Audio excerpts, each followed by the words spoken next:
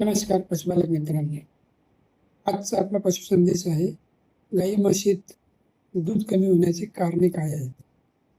तर मित्रांनो, यामध्ये जी 10 कारणे आहेत त्यामध्ये पहिलं म्हणजे अपुरा व असंतुलित आहार, ज्यामध्ये की हिरवा चारा, सुका चारा, पशुखाद्य कमी मिळते, प्रथिने, ऊर्जा, खनिजे आणि जीवनसत्वाची कमतरता होते.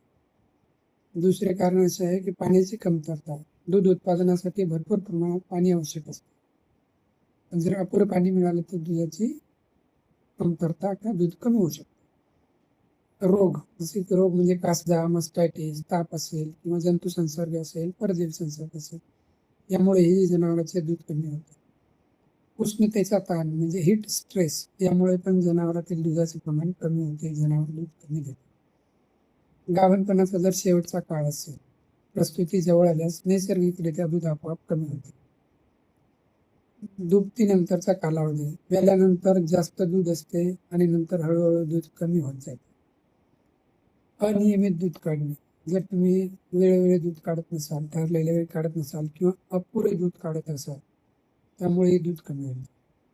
ताणतणाव, स्ट्रेस म्हणजे जसं वाहतूक असेल, वातावरणातील अचानक होणारे बदल असेल, आवाज असतील किंवा मारहाण असेल, यामुळे जनावरातील दूध कमी होण्याचे प्रमाण जास्त असते. जंताचा प्रादुर्भाव असेल, ज्यामुळे पोषक तत्वे शरीराला कमी मिळतात आणि दूध कमी होते.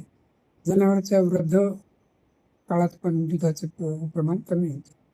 तर मित्रांनो, मग दूध वाढण्यासाठी काय करायला पाहिजे? तर दूध वाढवण्यासाठी महत्त्वाच्या ज्या काही गोष्टी असतात, संतुलित आहार द्यावा लागेल, 24 तास स्वच्छ पाणी उपलब्ध द्यावे लागेल, वेळेवर जंत निर्मूलन आणि लसीकरण करणे गरजेचे आहे. कासदा व इतर कोणते रोग किंवा आजार झाले असतील तर ते